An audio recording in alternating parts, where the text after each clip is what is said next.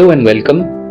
আজকে activism foundation for social research and অ্যাকশনের তরফ থেকে আমরা চলে এসেছি উইথ দ্য পডকাস্টের আজকে এপিসোড 4। আমি শুভ্রনীল ঘোষ এবং আমাদের সঙ্গে আজকে আছেন এক্সিকিউটিভ ঈশানী বালা। হ্যালো, আমি ঈশানী বালা। আমি activism foundation for social research এবং অ্যাকশনের একজন এক্সিকিউটিভ মেম্বার।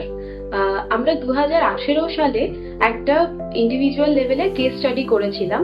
সেই কেসটার নাম হলো কেস 18G। আজকে আমাদের পডকাস্টে এই বিষয়টা নিয়ে আমরা আলোচনা করব। অ্যাক্টিভিজম যে কেস স্টাডি নিয়ে ডিল করে তার মধ্যে অন্যতম গুরুত্বপূর্ণ হচ্ছে কেস 18G। এবার আমি চাইবো এক্সিকিউটিভ ঈশানী বালা এই কেসটার ব্যাপারে কিছুটা ডিটেলস আমাদের সবার জন্য শেয়ার করুক। হ্যাঁ, কেসটা সত্যি ভীষণ গুরুত্বপূর্ণ, কিন্তু কেসটা সত্যি অনেকটাই বড়। আমি একটু সংক্ষেপে বলার চেষ্টা করছি। কেস 18G হলো একজন অভিভাবক আর কি মা, তিনি তার মেয়ের আচরণগত সমস্যা নিয়ে আমাদের কাছে আসেন এবং তিনি আমাদের জানান যে তার মেয়ে প্রচন্ড দুষ্টু, অবাধ্য, চঞ্চল, একদমই কথা শোনে না। এবার সে প্রচন্ডই অধৈর্য, তার একদমই স্থিরতা নেই। এই জন্য সে ক্রমাগত পড়াশোনায় পিছিয়ে পড়ছে এবং কোনো কাজ যদি শুরু করে সে কাজটাও সম্পূর্ণ করতে পারে না। আর তার সঙ্গে সঙ্গে নিজের কাজ করছে তা সত্ত্বেও বেশ কিছু অদ্ভুত রকমের শর্ত দিচ্ছে যে আমাকে এটা দেওয়া হলেই আমি কাজটা করব। তো মেয়ের এরকম বিভিন্ন সমস্যা উনি দেখে তো উনি বিভিন্ন পদক্ষেপও নিয়েছেন, যেমন বিভিন্ন এক্সট্রা কারিকুলার অ্যাক্টিভিটিতে ওকে ভর্তি করিয়েছে, কিন্তু সেখানেও তেমন কোনো একটা ইন্টারেস্ট সে পায়নি, মেয়েটি পায়নি। এরপরেও তিনি মেডিটেশন ক্লাসেও এমনকি ভর্তি করিয়েছেন, কিন্তু সেখানেও কোনো আশানুরূপ তিনি ফল পাননি এবং তিনি এই চিন্তায় একদম আহ, চিন্তাগ্রস্ত হয়েই আর কি আমাদের দ্বারস্থ হন এবং আমাদের সমস্ত বিষয়টা জানেন। মানে ন্যাচারালি একজন অভিভাবক যতটা টেনশনগ্রস্ত হওয়ার হ্যাঁ, কথা, হ্যাঁ, হ্যাঁ, উনি হ্যাঁ, ততটাই এতে টেনশনগ্রস্ত হয়ে উঠেছে। একদম একদম। এবার আমাদের এসে বিষয়টা একদম জানান উনি এবং আমরা উপসর্গগুলো লক্ষ্য করি বা শুনি বা দেখেও পর্যবেক্ষণ করি। কিন্তু আমাদের মনে একটা তো সবসময় প্রশ্ন আসছিল, এটা কি সত্যি বাচ্চা সুলভ দুষ্টুমি, নাকি এর পেছনে কোনো একটা গভীর সমস্যা রয়েছে। এবং এটাই আমরা একটু ক্লিয়ার হওয়ার জন্য ওনাকে সাজেস্ট করি যে রাজাবাজার সায়েন্স কলেজে একটা ক্লিনিক্যাল সাইকোলজি ডিপার্টমেন্টে নির্দিষ্ট টেস্ট করানোর জন্য। এবং উনি আমাদের কথা মতো টেস্টটা করান। টেস্টে একটা ফলাফল আসে, সেটা হলো বাচ্চা মেয়েটির এডিএইচডি রয়েছে, অর্থাৎ attention deficit hyper activity disorder রয়েছে। এবার মানে সেটা যে রয়েছে তার মাত্রাটাও অনেক বেশি। মাত্রা দেখা যাচ্ছে 140, কোশেন্টটা রয়েছে 140, মানে সত্যি এটা অতিরিক্ত বেশি। এবং এর সঙ্গে একটা কথা বলে রাখা খুবই প্রয়োজন যে মেয়েটির হাইপার অ্যাক্টিভিটি আর ইনঅ্যাটেনশন এটা স্বাভাবিকের তুলনায় অনেকটা বেশি রয়েছে, কিন্তু ইম্পালসিভিটি অ্যাভারেজ মাত্রায় রয়েছে। এটা তো একটা সমস্যা বটেই। তবে একটা ছোট্ট বিষয় বলাটা খুব জরুরি যে এই এডিএইচডি কিন্তু প্রাইমারি প্রবলেম নয়, এটা কিন্তু একটা সেকেন্ডারি প্রবলেম। এবার প্রাইমারি প্রবলেম যেটা, সেটা আমরা গবেষণা করে পরবর্তীতে তাদের সামনে বিষয়গুলো তুলে ধরি, সেটা হলো যে প্যারেন্টিং প্রবলেমটাই হলো প্রাইমারি প্রবলেম। তো এই ব্যাপারটা নিয়ে তাহলে আমরা যত আরো প্রশ্নের মাধ্যমে বোঝার চেষ্টা করব, কিন্তু একটা জিনিস আমার এখানে খুব মানে জানার ইচ্ছে রয়েছে। I also think that this is important for the audience also, যে এডিএইচডি জিনিসটা শুনে বা কোনো রকম এরকম একটা কিছু জিনিসের নাম শুনলেই প্রথমেই এটা না প্যারেন্টসদের ক্ষেত্রে একটা ধাক্কা হিসেবে হুম, হুম। আসে। তো ওনার ক্ষেত্রেও কি উনি এই প্রথম ধাক্কাটার ব্যাপারে উনি বুঝতে পেরেছিলেন যে যখন রাজাবাজার সায়েন্স কলেজের পরে ওই কোশ্চেনটা দেখা যায়, উনি কি বুঝতে পেরেছিলেন যে এটা একটা এমনই একটা ব্যাপার যে এটা বাচ্চা সুলভ বকাঝকা বা আহ, কঠোরতম শাস্তির মাধ্যমে এটা অ্যাড্রেস করা পসিবল নয়, এটার জন্য একটা সম্পূর্ণ আলাদা অ্যাপ্রোচ লাগবে? উনি কি সেটা বুঝতে পেরেছিলেন ইনিশিয়ালি? হ্যাঁ, মানে ওনার মধ্যে ধারণা এটাই ছিল যে এডিএইচডিটা হয়েছে, হয়তো ওর কোনো ন্যাচারালি কোনো প্রবলেম হয়েছে, ব্রেনে হয়তো কোনো সমস্যা রয়েছে। মানে এডিএইচডি বললে আমরা যেটা বুঝি আর কি সাধারণ কথায়, কিন্তু এর পেছনে যে একটা বড় পার্সপেক্টিভ রয়েছে, এর পেছনে যে ইনডাইরেক্টলি উনি আর কি ওনার হাজবেন্ড দুজনেই কোনো না কোনো ভাবে যে যুক্ত রয়েছেন ওনাদের কিছু বিহেভিয়ারের জন্য, তার মধ্যে এটা হচ্ছে, সেটা ওনারা বুঝতে পারেননি প্রথমে। আমরা যখন বলেছি বিষয়গুলো গবেষণার মধ্যে দিয়ে, ওনাদের তথ্যের ভিত্তি দিয়ে দেখিয়েছি, তারপর ওনারা বিষয়টা জানতে পেরেছেন। এগুলো মনে হয় যে আরেকটু আলোচনা যখন বাড়বে তার ভিত্তিতে আরেকটু ক্লিয়ার হয়ে সবার সামনে চলে আসবে, অডিয়েন্সেরও বুঝতে একটু সুবিধা হবে। অ্যাক্টিভিজম এইরকম কেস স্টাডি যখনই করে, অ্যাক্টিভিজমের সবসময় উদ্দেশ্য হচ্ছে একটা প্রবলেমের রুটে যাওয়া বা একটা প্রবলেমের গোড়ায় যাওয়া। এবং এই কেসটার মধ্যে দিয়ে অ্যাক্টিভিজম যেটা বুঝতে পারে যে এডিএইচডিটা যেহেতু সেকেন্ডারি কনসিডারেশন, তাহলে এর সোর্স পয়েন্ট, প্রাইমারি প্রবলেমটা এখানে কি, প্রাইমারি প্রবলেমটা আইডেন্টিফাই করতে গিয়ে অ্যাক্টিভিজমের মনে কয়েকটা প্রশ্ন অ্যাক্টিভিজম সেখানে এন্টারটেন করে। এবং এইখানে দাঁড়িয়ে অ্যাক্টিভিজম যেটা বুঝতে পারে যে there are certain problems relating to parenting, specifically এই কেসটার কনটেক্সটে। এবার এই পেরেন্টিং সংক্রান্ত প্রবলেমগুলোই ঈশানী আজকে আমাদের সাথে শেয়ার করবে। আমরা তো গবেষণার মধ্যে দিয়ে এটা দেখেছি যে এডিএইচডি, এই যে বাচ্চাটার সমস্যা, তার কিন্তু প্রাইমারি কারণ নয়। এডিএইচডি একটা সেকেন্ডারি কারণ। এবার তাহলে প্রাইমারি কারণটা কি? ইতিমধ্যেই আমি বলেছি যে প্রাইমারি কারণ হলো প্যারেন্টিং এর প্রবলেম, মানে অভিভাবকত্বের সমস্যা। আর এই অভিভাবকত্বের সমস্যা যেটা আমরা দেখেছি সেটা হলো অ্যাকম্পানি ডেফিসিট, অর্থাৎ অভিভাবকত্বের যে সঙ্গের অভাব। মানে বাচ্চাটার সঙ্গে তার মা বাবার যে অ্যাকচুয়ালি ইন্টারাকশন হওয়ার কথা ছিল ইমোশনালি বা সাইকোলজিক্যালি, সেটা কিন্তু হচ্ছে না, সেখানে একটা ডেফিসিট রয়ে যাচ্ছে। আর সেখান থেকেই কিন্তু বাচ্চাটার মধ্যে বিভিন্ন রকম বিহেভিয়ারাল চেঞ্জ আসতে শুরু করেছে। আপাত দৃষ্টিতে এই বিষয়টা আমাদের চোখের খুব আড়ালে চলে যায়, কারণ আমরা এই জিনিসটা নিয়ে ভাবিই না যে এমনও কিছু হতে পারে। আমরা গবেষণার মধ্যে দিয়ে এই বিষয়টাই তুলে ধরানোর চেষ্টা করি যে একদিকে বাচ্চাটার মা তার প্রতি বিভিন্ন রকমের হাইলি এক্সপেকটেশন রেখেছে, বিভিন্ন এক্সট্রা কারিকুলার অ্যাক্টিভিটিকে তাতে ভর্তি করিয়েছে তাকে, তা সত্ত্বেও বাচ্চাটার মধ্যে কোনো চেঞ্জ নেই। তারপরে তাকে বিভিন্ন কম্পিটিশনের দিকে এক্সপোজার দিচ্ছে, সেখানেও বাচ্চাটার মধ্যে কোনো চেঞ্জ আসছে না, বরঞ্চ তার প্রবলেম বেড়েই চলেছে। তাহলে নিশ্চয়ই এর পেছনে অন্য একটা সোশ্যাল কনটেক্সট বা অন্য একটা কারণ রয়েছে, যেটা জৈবিক কারণ নয়। এই বিষয়টাকেই আমরা তুলে ধরার চেষ্টা করেছি আমাদের এই কেস স্টাডির মধ্যে দিয়ে। এডিএইচডি সংক্রান্ত যে কিছু ডিটেলস আমার মনে হয় এই কেসের মাধ্যমে উঠে এসেছে, যেগুলো একটা ওয়াইডার অডিয়েন্সের কাছে যাওয়াটাও জরুরি। তো তুমি যদি একটু শেয়ার করো এই ডিটেলস গুলো, তাহলে আমরা বুঝতে পারবো যে এই কেসটার কনটেক্সটে এডিএইচডি কতটা গুরুত্বপূর্ণ। অবশ্যই আমি শেয়ার করব। আর এটা সত্যি একটা খুবই গুরুত্বপূর্ণ প্রশ্ন, কারণ এডিএইচডি না একটা ক্রিটিক্যাল বিষয়। মানে এটা নিয়ে এত যে মতভেদ, এত যে বিতর্ক রয়েছে, এত যে দৃষ্টিভঙ্গি রয়েছে, সেটা একটু বলাটা খুব দরকার যে এই কেসের ক্ষেত্রে পার্টিকুলারলি কোন বিষয়টা বেশি প্রযোজ্য। তাহলে এই এডিএইচডি বিষয়টা নিয়ে না মেনলি দুটো পার্সপেক্টিভ রয়েছে। একটা হলো জেনেটিক বায়োলজিক্যাল পার্সপেক্টিভ, যে পার্সপেক্টিভ বলছে যে এডিএইচডি হলো একটা ব্রেনের প্রবলেম, মানে এটা জেনেটিক্যালি হয়, একটা জেনারেশন থেকে আরেকটা জেনারেশন এটা ট্রান্সফার হয়। একটা নিউরোলজিক্যাল অ্যাসপেক্ট চলে আসছে। হ্যাঁ, একটা নিউরোলজিক্যাল অ্যাসপেক্ট তো অবশ্যই চলে আসছে। আর এই বিষয়টার উপরে একটা তাৎপর্যপূর্ণ উক্তি করে, সেটা হলো আমেরিকান সাইকিয়াট্রিক অ্যাসোসিয়েশন ডিএইচএম এর 5-এ এই এডিএইচডির এই ব্যাখ্যাটাই দেওয়া হয়। এবং তাদের সাজেশন একটাই ছিল যে এডিএইচডির একটাই হতে পারে সমাধান, সেটা হলো মেডিকেশন। কিন্তু এটার ঠিক বিপরীতে আরেকটা পার্সপেক্টিভ রয়েছে, সেটা হলো গঠনমূলক দৃষ্টিভঙ্গি বা কনস্ট্রাকশনিস্ট পার্সপেক্টিভ। তারা ঠিক একটা অন্য দিকে বা একটা অন্য আঙ্গিকে আমাদের নিয়ে যায়। সেটা তারা দেখানোর চেষ্টা করেন যে এডিএইচডি না অ্যাকচুয়ালি শুধুমাত্র যে ব্রেনের প্রবলেম সেটা কিন্তু নয়, এর পেছনে কিন্তু সমাজের একটা বড় রোল আছে, বা পরিবারের যে পরিবেশে বাচ্চাটা বড় হয়ে উঠছে তার কিন্তু বড় রোল আছে। যেমন একটা ছোট্ট এক্সাম্পল দিই, যে সমাজের না কিছু বাঁধা ধরার নিয়ম বা এক্সপেকটেশন আছে, যে ও এরপরে এটা করবে, ওকে এমনই আচরণ করতে হবে। আর যদি সেই এক্সপেকটেশনের ওপরে কেউ না দাঁড়াতে পারে বা সেই অনুযায়ী তো সমাজের সেই প্রত্যাশা কেউ যদি পূরণ না করতে পারে, তখন তাকে দেখে দেওয়া হয় যে এর মধ্যে কোনো সমস্যা আছে, এ হয়তো একটু অস্বাভাবিক বা কোনো ডিসঅর্ডার এর মধ্যে রয়েছে। তো এই পার্সপেক্টিভটাও এই ক্ষেত্রে প্রচুর গুরুত্বপূর্ণ।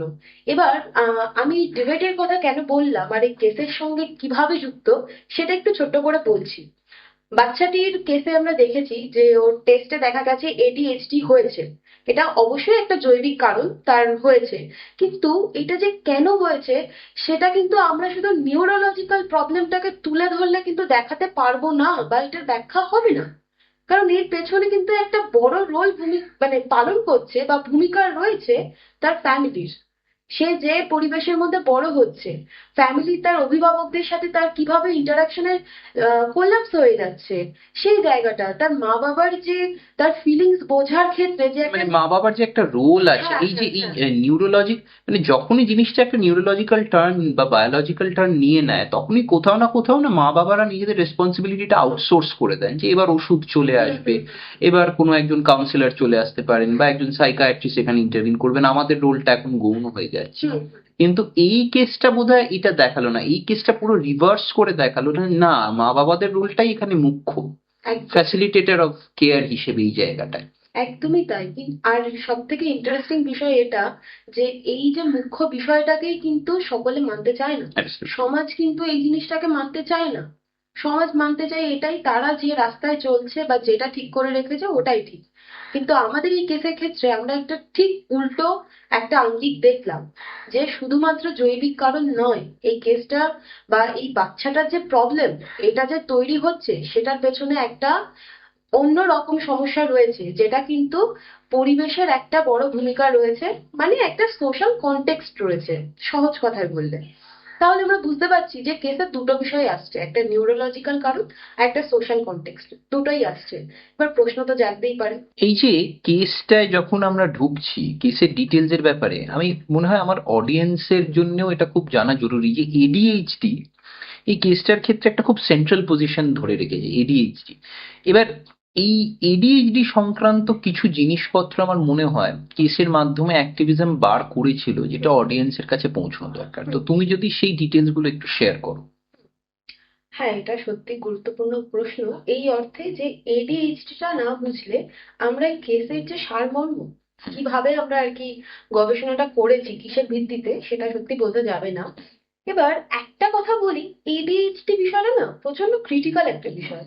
মানে এটা নিয়ে অনেক রকমের মতামত রয়েছে, মতভেদ রয়েছে, পার্সপেক্টিভস রয়েছে। তো আমি মেনলি দুটো পার্সপেক্টিভের কথা বলছি। একটা হলো যে জেনেটিক বায়োলজিক্যাল পার্সপেক্টিভ, যেখানে বলা হয় যে এডিএইচডি হলো একটা নিউরো ডেভেলপমেন্টাল প্রবলেম বা ডিসঅর্ডার। ওকে, মানে ব্যাপারটা এরকম যে এটা ব্রেনের একটা সমস্যা বা এটা এক জেনেটিক থেকে অন্য জেনেটিকে যাচ্ছে, মানে জেনারেশন ওয়াইজ এটা সাফার হচ্ছে বা ট্রান্সফার হচ্ছে, এটা একটা রয়েছে। এবং এই বিষয়টা নিয়ে আমেরিকান সাইকিয়াট্রিক অ্যাসোসিয়েশন ডিএসএম 5 আর কি একটা ব্যাখ্যা করেছেন, এইভাবে ডেফিনেশনটা দিয়েছে। আর ওদের একটা যেটা রয়েছে যে এটার সমাধানের একটাই রাস্তা দেখায় ওরা, সেটা হলো মেডিকেশন। এবার এর ঠিক একটা বিপরীত পার্সপেক্টিভ রয়েছে, সেটা গঠনমূলক দৃষ্টিভঙ্গি, মানে কনস্ট্রাকশনিস্ট পার্সপেক্টিভ। সেখানে আবার বলছে যে এডিএইচডির পেছনে না একটা গুরুত্বপূর্ণ বিষয়, সেটা শুধুমাত্র নিউরোলজিক্যাল নয় বা জৈবিক কারণ নয়, এর পেছনে সমাজ বা যে পরিবারে সে বড় হচ্ছে সেটা একটা গুরুত্বপূর্ণ ভূমিকা পালন করে। যেমন আমি একটা ছোট্ট এক্সাম্পলের মধ্যে দিয়ে বিষয়টা বোঝানোর চেষ্টা করছি, যে সমাজের না একটা প্রত্যাশা থাকে বা একটা মাপকাঠি থাকে বা একটা রাস্তা ঠিক করা থাকে। তাদের একটা এক্সপেকটেশন থাকে যে এই এক্সপেকটেশন যদি কোনো বাচ্চা সেই অনুযায়ী চলতে পারে, মানে কোনো ওই এক্সপেকটেশন অনুযায়ী চলতে পারে, তার মানে হয়তো সে ঠিক বা সে স্বাভাবিক। আর যদি এর বিপরীতে যায়, তার মধ্যে কোনো ডিসঅর্ডার আছে বলে দেখে দেওয়া হয়। মানে এই কনফর্মিটির জায়গাটা না এলেই বাচ্চাটিকে আমরা অসুস্থ হুম, হিসেবে তখন হুম, আমরা হুম, হুম, চিহ্নিত হুম। করে ফেলি। একদমই, একদমই তাই। এবার আমরা এই কেসের ক্ষেত্রে এই দুটো দৃষ্টিভঙ্গির কথা কেন বললাম সেটা আবার আমি আসছি। যে এই কেসটার ক্ষেত্রে এটা তো অবশ্যই ঠিক যে একটা নিউরোলজিক্যাল প্রবলেম রয়েছে, কিন্তু নিউরোলজিক্যাল প্রবলেমটা ব্যাখ্যা করার ক্ষেত্রে যে কিভাবে সৃষ্টি হলো সেটার ক্ষেত্রে কিন্তু শুধু জৈবিক কারণ দেখলে হবে না। এখানেই প্রশ্ন। এর পেছনে সব থেকে গুরুত্বপূর্ণ যে বিষয়টা আসছে সেটা হলো বাচ্চাটার যে একটা এনভায়রনমেন্টের মধ্যে বড় হচ্ছে, তার ফ্যামিলি এনভায়রনমেন্ট, মানে সোশ্যাল একটা কনটেক্সট চলেই আসছে এখানে। এবার তাহলে তো প্রশ্ন এটা মনে জাগবেই, অডিয়েন্সেরও জাগবে, যে তাহলে এটা কি বলে আমরা উল্লেখ করব।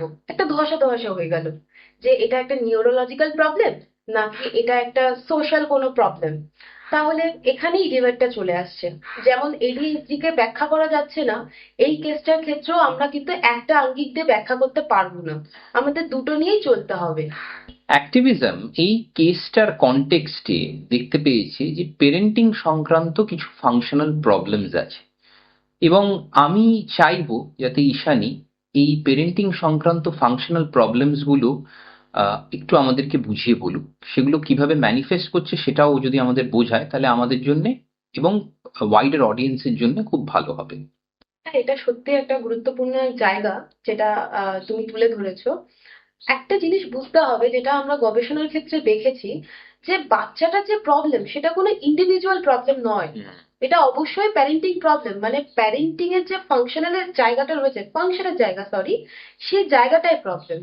আর এটারই নাম দিয়েছি আমরা অ্যাকম্পানি ডেফিসিট, মানে সঙ্গ দেওয়ার ক্ষেত্রে একটা ঘাটতি হওয়ার জায়গা।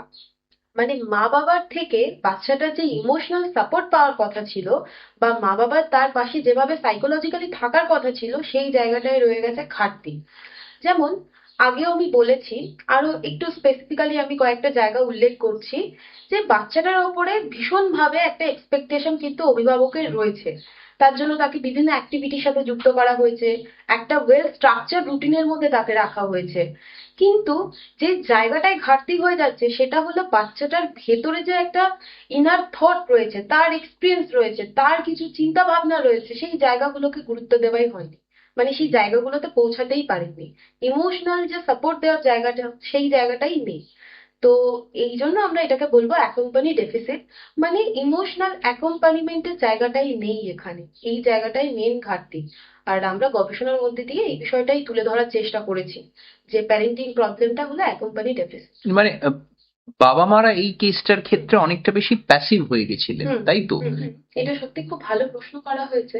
বাট অ্যাকম্পানি ডেফিসিটের যে বিষয়টা, সেটা যে একটা প্যারেন্টিং এর প্রবলেম, এই বিষয়টা আমি বলছি। তবে যদি প্রবলেমটা হয়ে থাকে প্যারেন্টিং এর, তাহলে ঠিকঠাক প্যারেন্টিং কি সেটা নিয়ে আমাকে বলতে হয়।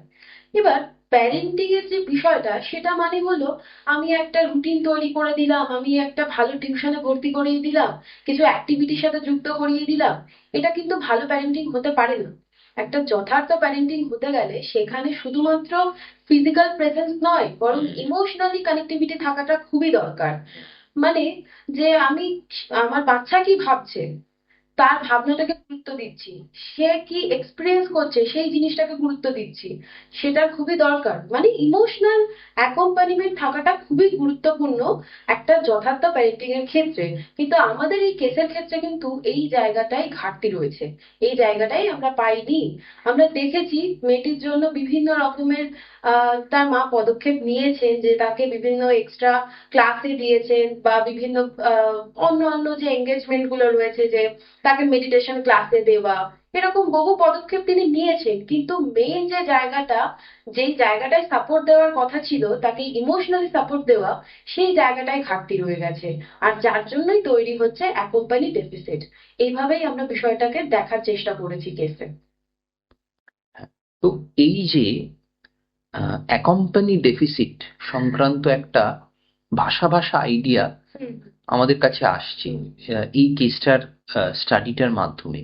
তো তুমি যদি এই আইডিয়াটাকে আরেকটু স্পেসিফিক্যালি আমাদের জন্য বোঝাও, অডিয়েন্সের জন্য বোঝাও, তাহলে বোধহয় ব্যাপারটা একটা ক্ল্যারিটি আসতে পারে। একদম একদম। হ্যাঁ, এটা সত্যি খুব যথার্থ একটা প্রশ্ন।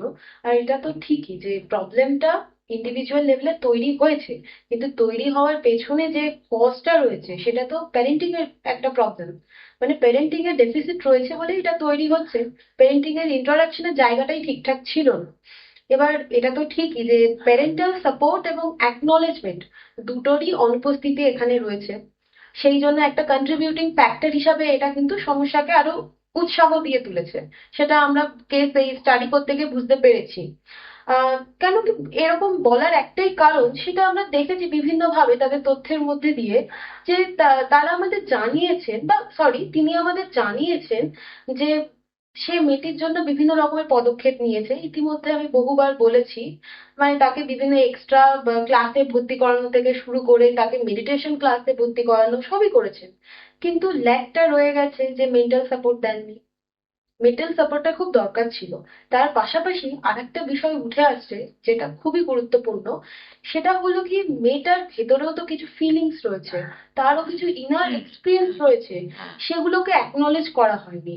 বা যেটা কিন্তু খুব গুরুত্বপূর্ণ প্যারেন্টিং এর ক্ষেত্রে, বাচ্চার ভেতরে কি চলছে সেটা বোঝা একটা সত্যি গুরুত্বপূর্ণ জায়গা, সেই জায়গাটা এখানে ল্যাক হয়ে গেছে।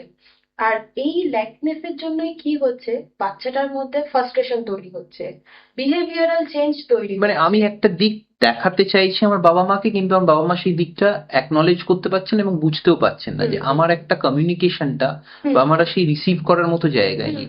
এইটা বাচ্চাটার মধ্যে একটা খুব বড় একটা, বলতে পারা যায় একটা গ্যাপ তৈরি করছে, হুম তাই তো? হুম হ্যাঁ। হুম। অবশ্যই সেটা তো গ্যাপ তৈরি করছে, এই জন্য ফ্রাস্ট্রেশন আসছে। তারপরে খিটখিটে হয়ে যাওয়া, কাজে মন না আসা, কোনো কাজ কমপ্লিট না করা। তো এই বিষয়টা বাচ্চাটার মধ্যে তৈরি হচ্ছে, তাহলে এই যে সমস্যাটা, তার পেছনে মুখ্য কারণ হিসাবে কিন্তু এই যে অ্যাকনলেজ না করা বা প্যারেন্টাল সাপোর্ট না থাকা কিন্তু গুরুত্বপূর্ণ কারণ হয়ে যাচ্ছে। আর এটাই আমি বারবার বলার চেষ্টা করছি, বা আমাদের গবেষণার মধ্যে দিয়ে আমরা এটাই বারবার খুঁজেও পেয়েছি।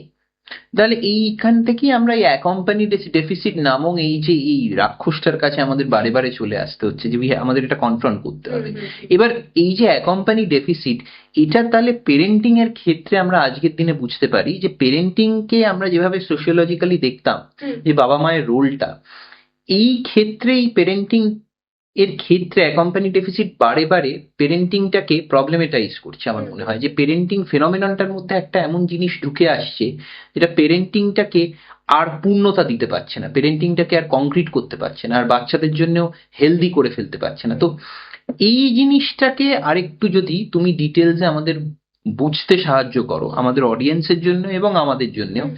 যে এই অ্যাকম্পানি ডেফিসিট বস্তুটি ঠিক কিভাবে কিভাবে এই কেসটার ক্ষেত্রেও এবং সেখান থেকে একটা ওয়াইডার সোশ্যাল অ্যাসপেক্ট এই জিনিসটা কিভাবে ফুটে উঠছে।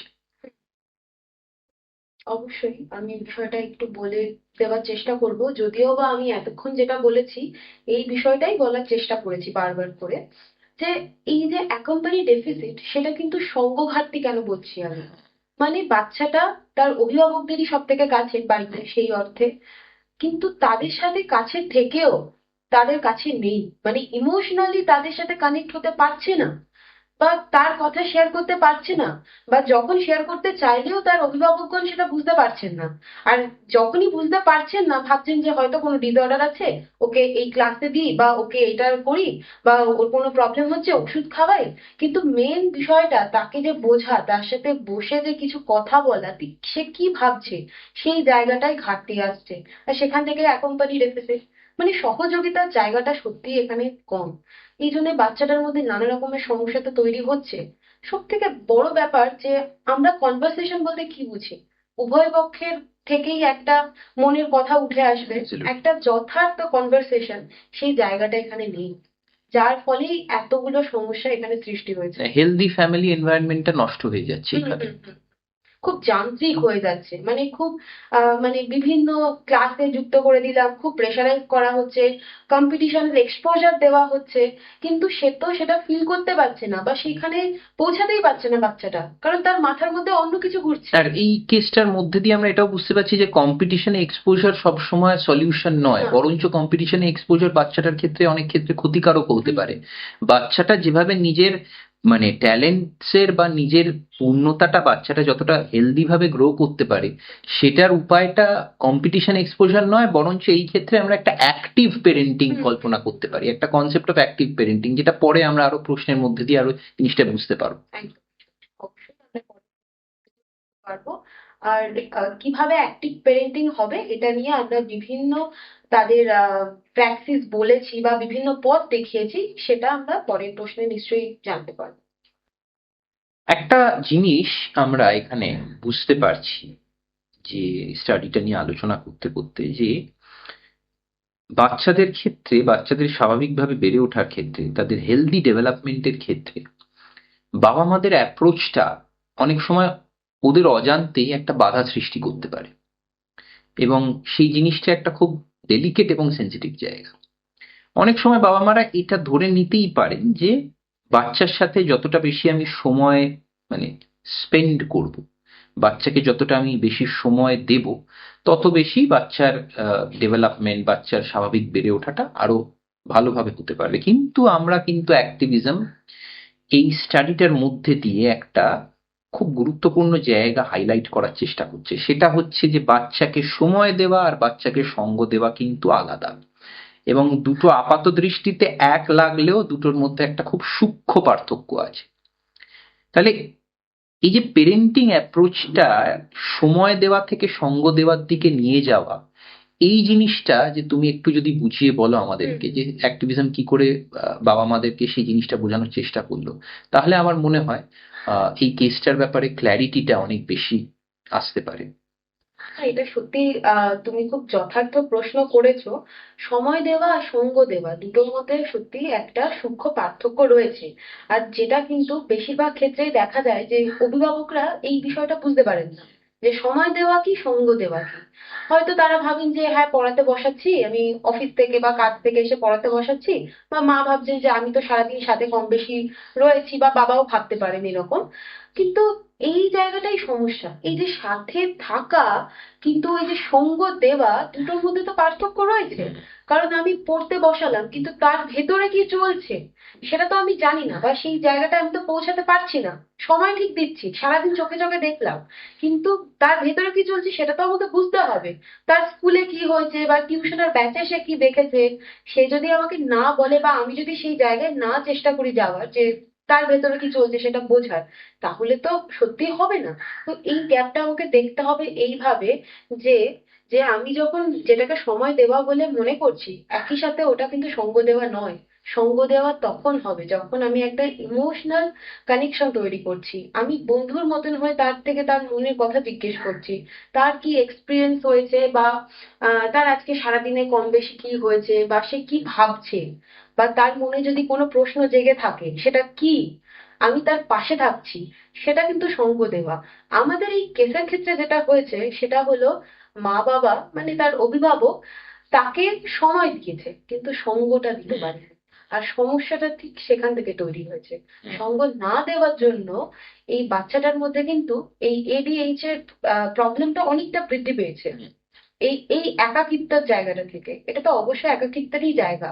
কারণ বাচ্চাটা ভেতর থেকে তো কাউকে বলতে পারছে না কি কি ভাবছে, কি কি হলো, সে জায়গাটা তো সাপ্রেসড হয়ে গেছে।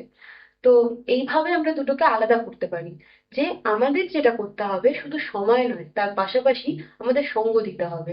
একটা ইমোশনালি তার সাথে কথা বলা, তাকে সাপোর্ট দেওয়া, তার পাশে থাকা, এটা আমাদের করতে হবে।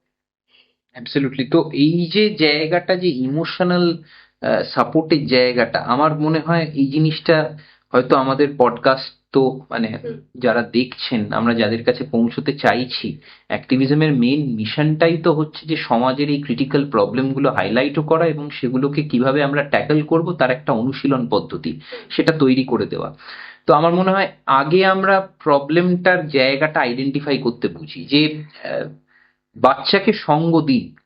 এবার আপনাদের মনে প্রশ্ন হতেই পারে যে আমি এটা বলতে কি বোঝাচ্ছি, এবং সেটার ক্ষেত্রেই আমাদের এই আলোচনার এবার আমরা অন্তিম পর্যায়ে যে আসছি, এটা আমরা বোঝানোর চেষ্টা করব। কিন্তু আমাদেরকে এই প্রবলেমটা কিন্তু খুব মানে রেসপেক্টফুলি অ্যাকনলেজ করতে হবে, যে বাচ্চাকে সময় দেওয়ার, বাচ্চাকে সঙ্গ দেওয়ার মধ্যে কিন্তু একটা পার্থক্য থেকে যায়, এবং বাচ্চাকে যদি আমরা সঙ্গ না দিতে পারি তাহলে কিন্তু বাচ্চার উপরেও তার একটা খারাপ মানসিক প্রভাব, এবং পরের দিক দিয়ে সেটা শুধুমাত্র মানসিক থাকে না, একটা জৈবিক প্রভাবও পড়ে। আর পুরোপুরি সামগ্রিকভাবে যে আমাদের যে ফ্যামিলি এনভায়রনমেন্টটা সেটাও ক্ষতিগ্রস্ত হতে পারে। তো এইবার যে আমরা এবার সঙ্গ দেওয়ার ক্ষেত্রে, এই ক্ষেত্রে আমরা অ্যাক্টিভিজমের তরফ থেকে বাবা মাকে কি বললাম, যেটা তাদের কিরকম ভাবে তাদের অনুশীলন পদ্ধতিটা আমরা তৈরি করে দেওয়ার চেষ্টা করলাম যাতে এই সঙ্গ দেওয়াটা ফ্রুটফুল হতে পারে, সেটা যদি তুমি একটু আমাদেরকে বলো। হ্যাঁ, আমরা অনেক অনুশীলনের কথা তাদের বলেছি যে কিভাবে এই সমস্যা থেকে তারা বেরিয়ে বাচ্চার পাশে থাকতে পারে, প্রকৃত অর্থে পাশে থাকা যেটা। সেক্ষেত্রে আমরা 4টে গুরুত্বপূর্ণ পয়েন্টের কথা তো বলেছি। সেটা হলো খেলাধুলার ক্ষেত্রে কয়েকটা বিষয় সাজেস্ট করেছি আমরা। তার সাথে সাথে তার পড়াশোনার ক্ষেত্রে বা তাকে এক্সট্রা কারিকুলার অ্যাক্টিভিটিতে দেওয়া হয়েছে সেই ক্ষেত্রে, এরকম আরো বিভিন্ন বিষয় আমরা তাদের সাজেস্ট করেছি।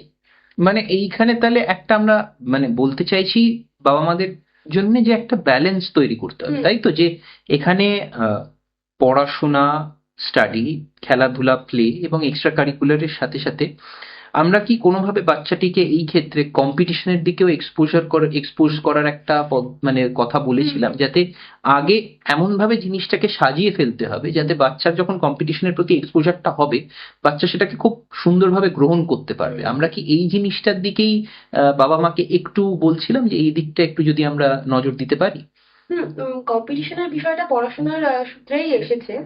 যে আমরা এটা তাদের সাজেস্ট করেছিলাম যে পড়াশোনার ক্ষেত্রে একটা স্ট্রাকচার রুটিন থাকবে, কিন্তু সেটা ওই পর্যায়ে থাকবে যে পর্যায়ে বাচ্চাটা প্রেশারাইজ ফিল না হুম, করছে, হুম, মানে সে স্বতঃস্ফূর্ত ভাবে কাজটার সাথে যুক্ত হতে হুম, পারছে। হুম, এবার কম্পিটিশনের ক্ষেত্রেও সেটা, মানে অতিরিক্ত কম্পিটিশন আমি ঠেলে দেবো না, কারণ অতিরিক্ত কম্পিটিশনে যখন বাচ্চাকে ঠেলে দিচ্ছি তখন সে খুব প্রেশারাইজ ফিল করছে।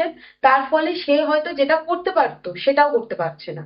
তো প্রেশারটা আমাকে কমাতে হবে, কম্পিটিশনের প্রেশার যেমন কমাতে হবে, পড়াশোনা যাতে আস্তে আস্তে একটা ছোট ছোট রুটিনের বেসিসে গিয়ে একটা মানে কনসেন্ট্রেশন তৈরি করতে পারে বাচ্চাটা, সেই জায়গাটায় যেতে হবে।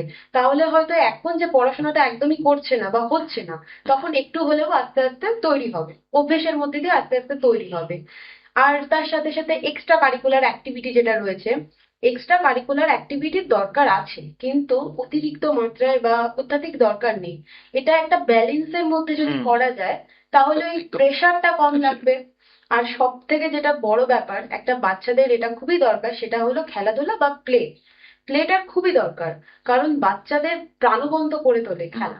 তার ভেতরে যে এক্সপ্রেশন, সে তার এনার্জি রিলিজ করতে পারছে, তার মতো আরো কয়েকজনের সাথে দেখা করতে পারছে, এটা প্রচন্ড দরকার। আর আজকে যে যান্ত্রিক পৃথিবী, সেখানে দাঁড়িয়ে খেলাধুলার জায়গাটা আমাদের অনেকটাই কমে গেছে, তবে একেবারে বাদ দিলে চলবে না, ওই জায়গাটা আমাদের কিন্তু আহ একটু গুরুত্বপূর্ণ ভাবে দেখতে হবে, ওই সময়টা আমাদের বার করতে হবে, প্রেশারাইজ করলে হবে না। তাহলে অ্যাক্টিভ পেরেন্টিং মানে কিন্তু আমরা দেখতে পাচ্ছি বাবা মাকে অনেকটা বেশি এনাবেল করতে হবে, হুম। বাবা মাকে এমন ভাবে মানে অনুশীলন করতে হবে যে বাচ্চা এই জিনিসগুলো স্বতঃস্ফূর্ত ভাবে করতে হুম। করতেই নিজের গ্রোথটাকে বাচ্চা নিজেই এগিয়ে নিয়ে যাচ্ছে। একদম। এবং তাহলে এই যে 4টে আমরা ধাপ দেখছি, যে স্টাডি, প্লে, এক্সট্রা কারিকুলার, হুম। হুম। কম্পিটিশন, 4টেকে এমন ভাবে আমরা ব্যালেন্স করছি হুম। যাতে ব্যালেন্সটার মধ্যে একটা একটার সাথে খুব সুন্দরভাবে খাপ খেয়ে যাচ্ছে, এবং তাতে যেটা হচ্ছে বাচ্চার স্বাভাবিক বেড়ে ওঠাটাও সুস্থ, স্বাভাবিক সুন্দর হয়ে উঠছে, এবং ফ্যামিলি এনভায়রনমেন্টটাও খুব হেলদি হয়ে যাচ্ছে।